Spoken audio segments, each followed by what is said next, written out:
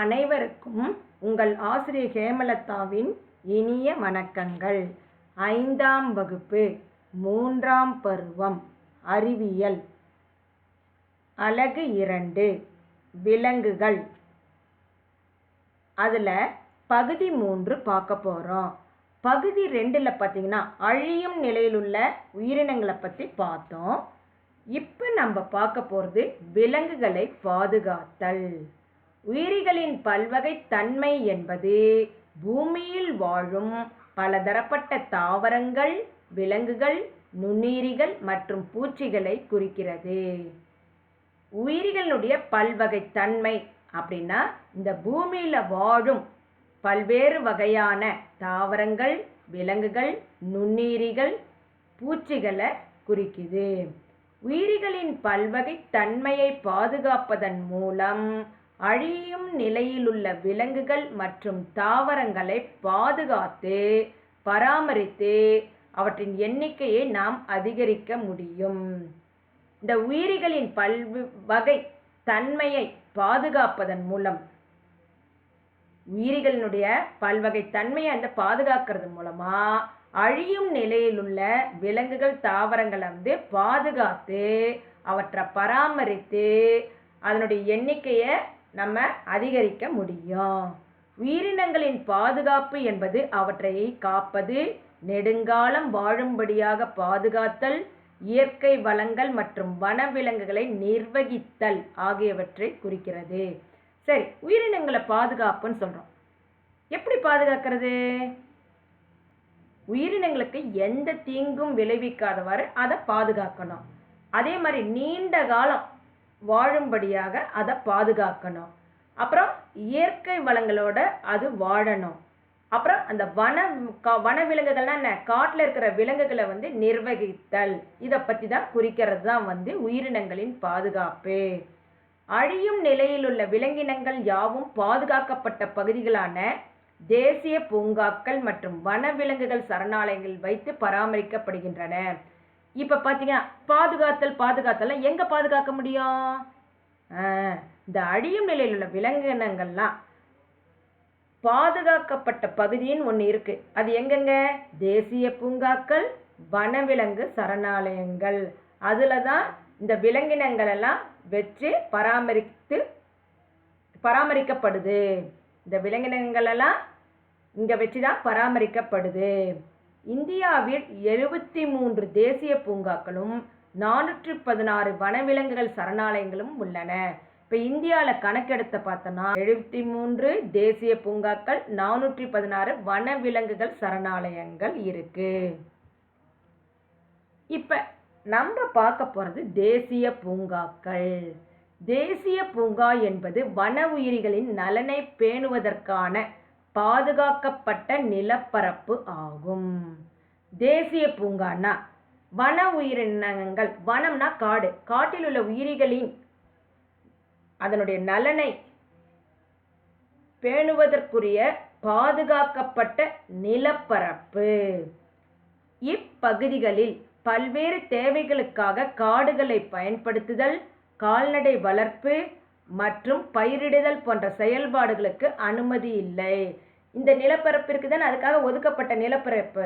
அதில் பல்வேறு தேவைக்காக இந்த மாதிரி காடுகளை பயன்படுத்துறது, கால்நடை வளர்ப்பு, அப்புறம் அந்த காட்டில் பயிரிடுறது போன்ற செயல்பாடுகளுக்கு அனுமதி கிடையாது. மேலும் இந்த நிலப்பகுதிகளை தனிநபர் எவரும் தனது உடைமையாக்கி கொள்ள முடியாது. இந்த தேசிய பூங்காக்களின் பரப்பளவு 100 முதல் 500 சதுர கிலோமீட்டர் வரை இருக்கும். இப்போ தேசிய பூங்கான்னு எடுத்துட்டா அதனுடைய பரப்பளவு பார்த்தீங்கன்னா 100 முதல் 500 சதுர கிலோமீட்டர் வரை இருக்குன்னு சொல்கிறாங்க. இப்போ தேசிய பூங்கான்னு சொன்னோம், இந்த வனவிலங்குகளை பாதுகாப்பதற்கான இடம்ட்டு. என்னென்ன தேசிய பூங்கா இருக்குன்னு சொல்லி பார்க்கலாமா? ஜிம் கார்பெட் தேசிய பூங்கா. ஜிம் கார்பெட் தேசிய பூங்காவானது உத்தரகாண்ட் மாநிலத்தில் நைனிடால் என்னும் இடத்துக்கு அருகில் அமைஞ்சிருக்கு.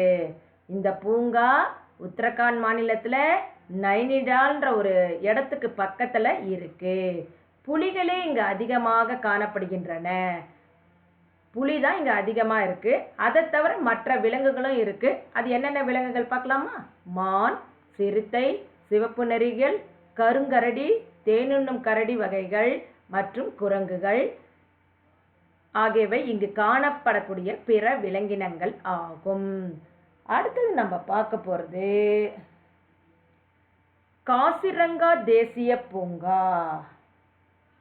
வன விலங்குகளான காண்டாமிருகம், புலி, யானை, காட்டெருமை மற்றும் கடமான் ஆகியவை இங்கு காணப்படுகின்றன. இங்கே சொல்லக்கூடிய விலங்குகள் எல்லாம் காசிரங்கா தேசிய பூங்கால இருக்கு. இதெல்லாம் காட்டு விலங்குகள் இங்கே இருக்கு. இந்த பூங்காவில் கரடி, சிறுத்தை மற்றும் அநேக வகை உள்நாட்டு மற்றும் வலசை போகும் பறவைகள் காணப்படுகின்றன. இங்க விலங்குகளான கரடி, சிறுத்தை இருக்கு. அதை தவிர வெளிநாட்டிலிருந்து பறவைகள் தட்பவெப்பநிலை காரணமாகவும் இனப்பெருக்கத்திற்காகவும் உணவுக்காகவும் நம்ம நாட்டை நோக்கி வரும். அதே நம் நாட்டில் உள்ள பறவைகள் வெளிநாட்டுக்கு போகுது தானே, அதெல்லாம் கூட இந்த காசிரங்கா தேசிய பூங்கால இருக்கு. அதுக்கு தான் வலசை போகும் பறவைகள் சொல்லுவோம். இப்பூங்கா ஒற்றை கொம்பு காண்டாமிருகங்களுக்கு பெயர் பெற்றதாகும். ஒற்றை கொம்பு காண்டாமிருகம்னா அந்த மூக்கு கிட்ட அப்படியே ஒற்றை கொம்பு இருக்கும். அந்த முன்னாடி ஒரு படத்துல பார்த்தோம் பார்த்தியா, அதுதான். இந்த பூங்கால ஒற்றை கொம்பு காண்டாமிருகம் தான் பெயர் பெற்றது. அடுத்தது பார்த்தீங்கன்னா கிர் வன தேசிய பூங்கா. இது குஜராத் மாநிலத்தில் அமைந்துள்ளது. இங்கு ஆசிய சிங்கங்களை அவற்றின் இயற்கை வாழிடத்திலேயே காணலாம். இது குஜராத் மாநிலத்தில் இருக்குது. ஆசிய சிங்கம் சொல்லுவோம். இயற்கை வாழிடத்திலேன்னா என்ன, அது காட்டுக்குள்ளே இருக்குதானே, அதையே அவங்க தேசிய பூங்காவாக அமைச்சிருக்காங்க. சாம்பார் மான், சிங்கார சிறுமான், புள்ளிமான், முள்ளம்பன்றி, காட்டுப்பன்றி மற்றும் கருப்பு புல்வாய் மான் ஆகியவை இங்கு காணப்படும் பிற விலங்குகள் ஆகும். இந்த மாதிரி ஆசிய சிங்கத்தை தவிர இங்க சொன்ன விலங்குகளும் இந்த கிர் வன தேசிய பூங்கால இருக்கு. உங்களுக்கு தெரியுமா, ஐக்கிய நாடுகள் கல்வி, அறிவியல் மற்றும் பண்பாட்டு அமைப்பானது யுனெஸ்கோன்னு சொல்லுவோம், காசிரங்கா பூங்காவை வனவியல் பாரம்பரிய களமாக பிரகடனப்படுத்தியுள்ளது.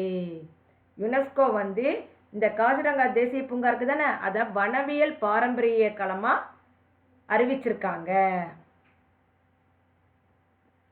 இங்க பாருங்க, மான், நரி, யானை கூட்டம்லாம் இருக்குதுன்னு, இதுதான் அது அதனுடைய இயற்கை வாழிடத்திலேயே தேசிய பூங்காவை அமைச்சு பாதுகாக்கிறாங்க. அடுத்து பார்த்தீங்கன்னா சுந்தர்பன் தேசிய பூங்கா. மேற்கு வங்கத்தில் உள்ள சுந்தர்பன் தேசிய பூங்காவானது புலிகளின் காப்பகமாகவும் கங்கை நதியின் டெல்டா பகுதியில் அமைந்துள்ள உயிர்கோள காப்பகமாகவும் உள்ளது. இந்த மேற்கு வங்கத்தில் இந்த சுந்தர்பன் தேசிய பூங்கா இருக்குது. இதில் பார்த்தீங்கன்னா புலிகளுடைய காப்பகமாகவும் இருக்கு, கங்கை நதியினுடைய டெல்டா பகுதியில் அமைந்துள்ள உயிர்கோள காப்பகமாகவும் உள்ளது. பயோஸ்பியர் ரிசர்வ்னு சொல்லுவோம், அதுவும் இங்கே இருக்கு. அதுக்கு என்ன சொல்லுவோம், உயிர்கோள காப்பகம். வங்கப்புலிகள், காட்டுப்பன்றி, உவர்நீர் முதலை, நரிகள், சிறுத்தை புலிகள், பெரிய கடல் ஆமைகள், கங்கை ஆற்று டால்பின்கள் மற்றும் பலவித பாலூட்டி வகைகள் மற்றும் ஊர்வன இங்கு காணப்படுகின்றன. இங்கு சொன்ன விலங்குகள் எல்லாமே புலிகளை தவிர இதுவும் இந்த பூங்கால இருக்கு. அதிக எண்ணிக்கையிலான உள்நாட்டு மற்றும் வலசை போகும் பறவைகளும் இங்கு காணப்படுகின்றன. உள்நாட்டு வெளிநாட்டு பறவைகள் இருக்குதானே, அதுவும் இங்கு காணப்படுது. அடுத்தது கன்ஹா தேசிய பூங்கா. மத்திய பிரதேச மாநிலத்தில் அமைந்துள்ள கன்ஹா தேசிய பூங்காவானது புலிகள் பாதுகாப்பு திட்டத்தின் ஒரு பகுதியாக செயல்படுகிறது. இப்போ அழியும் நிலையில் இருக்கிறது எந்த விலங்குன்னா புலிகள் தான். இப்போ முக்கியமாக பாருங்கள், எல்லா பூங்காக்களையும் புலிகளை பாதுகாப்பதற்குரிய இதுதான் சொல்லியிருக்காங்க. பார்த்தீங்க தானே, இந்த பூங்கா பார்த்தீங்கன்னா இது புலிகள் பாதுகாப்பு திட்டத்தின் ஒரு பகுதியாக செயல்படுது. இங்கே என்னென்ன புலியை தவிர இருக்குன்னு பார்த்தீங்கன்னா யானை, நரி, சிறுத்தை, வரி கழுதை புலிகள், குரங்கு மற்றும் கடமான், சாம்பார் மான், சிங்கார சிறுமான் மற்றும் புள்ளிமான் போன்ற அநேக வகை மானினங்கள் போன்றவை இங்கு காணப்படுகின்றன. மானினங்களே பாருங்க எவ்வளோ இருக்கு பார்த்தீங்களா? இதெல்லாம் கண்கா தேசிய பூங்கால இருக்கு. அடுத்தது பெரியார் தேசிய பூங்கா. பெரியார் தேசிய பூங்கா கேரளாவில் உள்ள தேக்கடியில் அமைந்துள்ளது. பல்வேறு வகையான உயிரினங்கள் இங்கு காணப்படுகின்றன. அவற்றுள் கம்பீரமான யானைகள், ராஜரீகமான புலிகள் மற்றும் மீன்கள், ஊர்வன மற்றும் பறவைகள் இங்கு காணப்படுகின்றன. பெரியார் தேசிய பூங்கான்றது கேரளாவில் தேக்கடின்ற இடத்துல இருக்கு. இங்கே பார்த்தீங்கன்னா பல்வேறு வகையான உயிரினங்கள் இருக்கு. அது பறவைகள், நீர்வாழ் உயிரினங்கள், அப்புறம் விலங்குகள் எல்லாமே இருக்கு. இங்கே என்னென்ன பாருங்க, யானைகள், ராஜரீகமான புலிகள், மீன்கள், ஊர்வன பறவைகள் இங்கு காணப்படுது. அடுத்தது பார்க்க போகிறது கிண்டி தேசிய பூங்கா. இந்த பூங்காவானது சென்னையின் மையப்பகுதியில் அமைஞ்சிருக்கு. நீங்கள் கேள்விப்பட்டிருப்பீங்க, கிண்டின்ற ஒரு இடம் சென்னையில் இருக்குது. அங்கே ஒரு தேசிய பூங்கா இருக்குது. அதனோட பேர் வந்து கிண்டி தேசிய பூங்கா. இது வந்து சென்னையோட மையப்பகுதியிலேயே இருக்குது. இங்கே என்னென்ன விலங்குகள் இருக்குன்னா புள்ளிமான், புல்வாய்மான், நதிநீர் நாய், கழுதை புலி, குள்ளாய் குரங்கு, புனுகு பூனை, குள்ளநெறி, எறும்புண்ணி, முள்ளெலி மற்றும் சாதாரண கீரிப்பிள்ளை போன்ற விலங்குகளின் வசிப்பிடமாக இந்த பூங்கா உள்ளது. அட்டவணையில் பூங்காவின் பெயர் கொடுத்துட்டாங்க, மாவட்டம் கொடுத்துட்டாங்க. என்னென்னு சொல்லி பார்க்கலாமா? மன்னார் வளைகுடா தேசிய பூங்கா ராமநாதபுரம், இந்திரா காந்தி தேசிய பூங்கா கோயம்புத்தூர், முதுமலை தேசிய பூங்கா நீலகிரி, முக்கூர்த்தி தேசிய பூங்கா நீலகிரி. இப்போ தேசிய பூங்காக்கள் பார்த்துட்டோம். வனவிலங்கு சரணாலயங்களை பற்றி பார்க்க போகிறோம். வைல்டு லைஃப் சாங்சுரிஸ்ன்னு சொல்லுவோம். வைல்டு லைஃப் சாங்சுரிஸ், வனவிலங்கு சரணாலயங்கள். சரணாலயம் என்பது விலங்குகளின் பாதுகாப்புக்காகவே ஒதுக்கப்பட்ட பகுதியாகும். இப்போ சரணாலயம் அப்படின்னா இந்த விலங்குகளுடைய பாதுகாப்புக்காக ஒதுக்கப்பட்ட ஒரு நிலப்பகுதி. இந்த இடத்துல பாருங்க, மரம் வெட்டுதல், காடு சார்ந்த பொருட்களை சேகரித்தல் மற்றும் தனிநபர் உரிமை கோருதல் போன்றவற்றிற்கு இங்கு அனுமதி உண்டு. மரம் வெட்டுறது, காடு சார்ந்த பொருட்களை சேகரித்தல், அப்புறம் தனிநபர் உரிமை கோருதல் போன்றவற்றுக்கு இங்கே அனுமதி இருக்காமா. சுற்றுலா பயணிகளுக்கும் இங்கு அனுமதி உண்டு. நம்ம போய் இந்த சரணாலயத்தை பார்க்கறதுக்குரிய அனுமதியும் இருக்கு. அடுத்தது பார்த்தீங்கன்னா களக்காடு வனவிலங்குகள் சரணாலயம். இந்த சரணாலயம் புலிகளுக்கு பெயர் பெற்றது. இது வந்து புலிகளுக்கு பெயர் பெற்றது இந்த சரணாலயம். இங்கே மற்ற விலங்குகள் என்னென்ன இருக்குன்னா சிங்கவால் குரங்கு, நீலகிரி மந்தி, குள்ளாய் குரங்கு, மந்தி, நீலகிரி வரையாடு, சாம்பார் மான், தேன்கரடி, காட்டெருது, யானை, பறக்கும் மணில், சிறுத்தை, காட்டுநாய் மற்றும் எறும்புண்ணி போன்ற வேறு பல விலங்குகளும் இங்கு காணப்படுது. செயல்பாடு 6. தமிழ்நாட்டில் உள்ள தேசிய பூங்காக்கள் மற்றும் வனவிலங்கு சரணாலயங்கள் குறித்து பட்டியலிடுக. நம்ம தமிழ்நாட்டில் என்னென்ன தேசிய பூங்காக்கள் இருக்கு, வனவிலங்கு சரணாலயங்கள் என்னென்ன இருக்குன்னு சொல்லி அதனுடைய பேரை வந்து பட்டியலிடுங்க. உங்கள் பகுதிக்கு அருகில் தேசிய பூங்காக்கள் மற்றும் சரணாலயங்களுக்கு சென்று அங்கு காணப்படும் விலங்குகளை குறித்த தகவல்களை மேலும் சேகரிக்கவும். உங்கள் ஊருக்கு பக்கத்தில் ஏதாவது தேசிய பூங்கா சரணாலயம் இருந்ததுன்னா அங்கே போய் அந்த விலங்குகளை பற்றிய தகவல்களை நீங்கள் சேகரிங்க. அடுத்தது முதுமலை வனவிலங்கு சரணாலயம். இந்த சரணாலயம் ஊட்டியில் அமைந்துள்ளது. இது வந்து ஊட்டியில் அமைஞ்சிருக்கு. இங்கே என்னென்ன இருக்குன்னா வங்கப்புலி, யானை மற்றும் சிறுத்தை புலி போன்றவை இங்கு காணப்படுகின்றன. யானை சவாரி இங்கு மிகவும் புகழ் பெற்றதாகும். முதுமலை வனவிலங்கு சரணாலயத்தில் வந்து யானை சவாரின்றது ரொம்ப புகழ் பெற்றது. அடுத்தது பாருங்க, முண்டந்துறை வனவிலங்குகள் சரணாலயம். இது திருநெல்வேலி மாவட்டத்தில் உள்ளது. இங்கு காணப்படும் முக்கிய விலங்கு புலி. இந்த முண்டந்துறை வனவிலங்கு சரணாலயம் வந்து திருநெல்வேலி மாவட்டத்தில் இருக்கு. இங்கு முக்கியமாக என்ன விலங்கு இருக்குன்னா புலி. இந்த படத்தை பாருங்க, பறவைகள்லாம் பார்த்தீங்களா, வலசை போகும் பறவைகள் சொல்கிறோமா இல்லையா, அதுதான் பாருங்க. குரங்கு எல்லாமே இருக்குதுன்னு, இதெல்லாம் வந்து இந்த சரணாலயத்தில் இருக்குது. ஒவ்வொரு சரணாலயத்திலும் இந்த மாதிரி விலங்குகள் இருக்குது. அடுத்தது ஆனைமலை வனவிலங்கு சரணாலயம். இந்திரா காந்தி வனவிலங்கு சரணாலயம் என்றும் வழங்கப்படுகிறது. இதுக்கு இன்னொரு பேர் இந்திரா காந்தி வனவிலங்கு சரணாலயம். இது கோயம்புத்தூர் மாவட்டத்தில் உள்ளது. இந்த ஆனைமலை வனவிலங்கு சரணாலயம் கோயம்புத்தூரில் இருக்குது. இங்கே என்னென்ன விலங்குகள் இருக்குன்னா செந்நாய், காட்டுநாய் மற்றும் ராட்சச அணில் ஆகியவை இங்கு உள்ளன. வேடந்தாங்கல் பறவைகள் சரணாலயம். பறவைகளுக்குன்னு ஒரு சரணாலயம் இருக்குது, அது வேடந்தாங்கல். தமிழ்நாட்டின் மிக பழமையான சரணாலயம் ஆகும். இதுதான் தமிழ்நாட்டின் மிக பழமையான சரணாலயம். இது காஞ்சிபுரம் மாவட்டத்தில் அமைஞ்சிருக்கு. இங்கே என்னென்னலாம் இருக்குது பறவைகள்னா கரண்டிவாயன், நத்தை கொத்தி நாரை மற்றும் பெலிகான் போன்ற அநேக வலசை போகும் பறவைகளும் இருக்கு.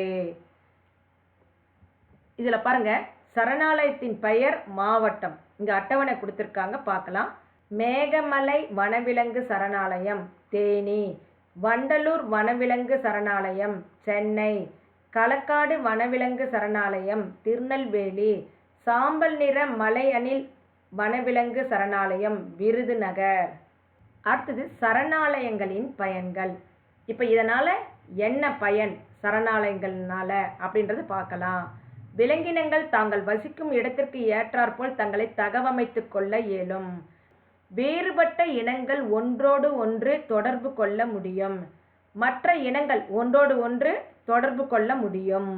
விலங்குகளின் இயற்கை வாழிடம் பாதுகாக்கப்படுகிறது. விலங்குகளுடைய இயற்கை வாழிடம் பாதுகாக்கப்படுது. இவற்றை பராமரிக்கும் செலவு குறைவு. இவற்றை பராமரிக்கக்கூடிய செலவும் கம்மியாக இருக்குது. இவற்றை எளிதில் கையாளவும் முடியும். உங்களுக்கு தெரியுமா, கோடியக்கரை பறவைகள் சரணாலயம் நாகப்பட்டினத்தில் இருக்குது. கரைவெட்டி பறவைகள் சரணாலயம் அரியலூர், வடுவூர் பறவைகள் சரணாலயம் நாகப்பட்டினம், வல்லநாடு வெளிமான் காப்பகம் தூத்துக்குடி, ராலிமலை பறவைகள் சரணாலயம் திருச்சி, சாம்பல் நிற மலை அணில் சரணாலயம் விருதுநகர். இதெல்லாம் தெரிஞ்சுக்கோங்க. இப்போ அடுத்தது பார்க்க போகிறது விலங்குகள் வதைக்கப்படுவதை தடுத்தல். வதைக்கப்படுதல்னா விலங்குகளை துன்பப்படுத்துகிறாங்க தானே, அதை தடுத்தல். அதுதான் விலங்குகள் வதைப்படுவதை தடுத்தல்னு அர்த்தம். விலங்குகளை வதை செய்வது என்பது அவற்றை கண்ணி வைத்து பிடித்தல், அடைத்து வைத்தல், விஷம் வைத்து கொள்ளுதல் போன்ற செயல்களை உள்ளடக்கியதாகும். இப்போ விலங்குகள் என்ன பண்ணுறது, வதை செய்கிறதுனா அதை குறிப்பாத்து பிடிக்கிறது, அதை பிடிச்சி அதை அடைச்சி வைக்கிறது, அப்புறம் அதுக்கு விஷம் வச்சு கொல்றது, இந்த செயல்கள் தான் வதை செய்வதுன்னு அர்த்தம். விலங்குகளின் ஆரோக்கியம், பாதுகாப்பு மற்றும் மனநிலை போன்றவற்றை பாதுகாக்கக்கூடிய பல அமைப்புகள் உள்ளன. இந்த விலங்குகளுடைய ஆரோக்கியத்தையும் பாதுகாப்பையும் அதனுடைய மனநிலையும் அதை பாதுகாக்கக்கூடிய பல அமைப்புகள் இருக்கு. இவற்றுள் துன்புறும் விலங்குகளை காக்கும் குழுக்கள் மற்றும் நோயினால் பாதிக்கப்பட்ட விலங்குகளை காக்கும் குழுக்களும் உண்டு. இந்த துன்பப்படுத்துகிறாங்க தானே விலங்குகளை, அதை காக்கக்கூடிய ஒரு குழுவும் இருக்காங்க. அதே மாதிரி நோயினால் பாதிக்கப்பட்ட விலங்குகளை காப்பாற்றுறதுக்குரிய குழுக்களும் இருக்கு. இந்திய விலங்குகள் நல வாரியம் மற்றும் தேசிய விலங்குகள் நல நிறுவனம் ஆகியவை விலங்குகளின் நலனுக்காக செயல்படும் அரசாங்க அமைப்புகள் ஆகும். இப்போ அரசாங்க அமைப்புகள் 2 இருக்கு. அது என்னென்னா இந்திய விலங்குகள் நல வாரியம், தேசிய விலங்குகள் நல நிறுவனம். இவங்க என்ன பண்ணுறாங்க, இந்த விலங்குகளுடைய நலனுக்காக செயல்பட்டுக்கிட்டு இருக்கு. இதை தவிர சில தனியார் விலங்கு நல அமைப்புகளும் உண்டு.